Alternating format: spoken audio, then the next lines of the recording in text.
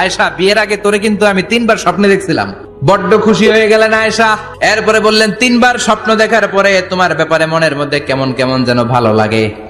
তারপরে একটা ছোট্ট কাগজের মধ্যে, জান্নাতি কাগজ, রেশমি কাপড়ের মধ্যে তোমার চেহারাটা এনে জিব্রাইল বললেন, দেখেন নবী কেমন লাগে। আমি কইলাম, ভালো লাগে। কার মেয়ে? আপনার বন্ধু আবু বকরের মেয়ে। বিয়ে করবেন নাকি?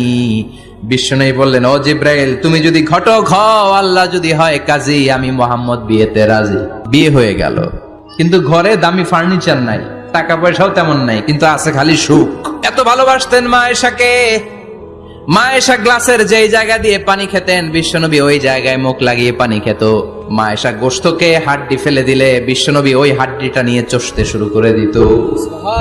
এক বালতি থেকে পানি নিয়ে দুইজনে গোসল করত। আবার বিশ্বনবীর সাথে সাথে মাঝে মাঝে বায়না ধরতো, মাঝে মাঝে রাগও করতো। বিশ্বনবী বলেন, আয়েশা, কখন তুমি রাগ করো, কখন তুমি আমারে ভালোবাসো আমি বুঝি। মা আয়েশা বললেন, কেমনে বোঝেন? বিশ্বনবী বললেন, যখন তুমি রাগ করো তখন নামাজের পরে দোয়ার মধ্যে বলো, ও ইব্রাহিম আলাইহিস সালামের আল্লাহ, আপনি আমার উপর দয়া করেন। তার মানে তুমি রাগ করে আছো, আমার নাম নাও নাই। আর যখন আমার উপর খুশি থাকো, নামাজের পরে দোয়াতে বলো, মুহাম্মদ সাল্লাল্লাহু আলাইহি ওয়াসাল্লামের আল্লাহ, আপনি আমাদের উপর রহমত করেন। তার মানে খুশির সময় তুমি আমার নাম নাও, রেগে গেলে অন্য নবী দেয়া দোয়া সেরা দাও, রেগে গেলে আমার নামটা নাও না।